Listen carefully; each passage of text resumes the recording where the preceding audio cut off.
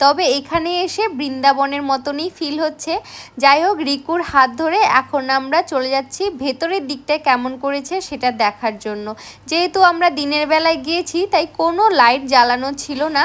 দিনের আলোতে যতটা না ভালো লাগে, রাত্রেবেলা লাইটের আলোতে কিন্তু ভীষণ ভালো লাগবে দেখতে।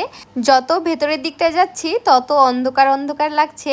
যাই হোক, তোমরা তো রাত্রেবেলা সবাই আসবে, দিনের বেলায় তোমাদেরকে দেখিয়ে দিলাম। ভেতরে অনেকটা অন্ধকার ছিল, যার কারণে ভালো করে তোমাদের সাথে শেয়ার করতে পারিনি। এখন আমরা বেরিয়ে পড়ছি বাইরের দিকটায় ফটোশ্যুট করার জন্য।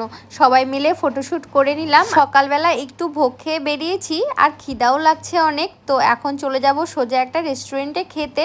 তার আগে এত গরম পড়েছে তাই কোল্ড ড্রিঙ্কস নিয়ে নিলাম, আর পেপসি কোল্ড ড্রিঙ্কস তো আমার ভীষণ ভালো লাগে, তাই রিকু আবার আমাকে একটা কোল্ড ড্রিঙ্কসও এনে দিল। প্যান্ডেলের বাইরেটা তোমরা একটু ভালো করে দেখে নাও। এত জুম করে দেখছি, একটা মুহূর্তের জন্য মনে হচ্ছে না যে এটা প্যান্ডেল, মনে হচ্ছে রিয়েল বৃন্দাবনের মন্দির। ভীষণ ভালো লাগলো গিয়ে, মনটাও শান্তি হয়ে গেল। যেহেতু দুর্গাপুজোয় সবাই ঠাকুর দেখতেই ব্যস্ত থাকে, তাই বড় বড় ভিডিও দেখার অত সময় নেই তোমাদের, আর আমারও এডিট করতে সময় নেই, তাই ছোট ছোট ভিডিও বানিয়ে তোমাদের সাথে শেয়ার করছি। এখান থেকে কোথায় যাব, কি করব না করব সবটাই তোমাদের সাথে শেয়ার করব পার্ট 2 এ। চলো, ভালো থেকো সবাই।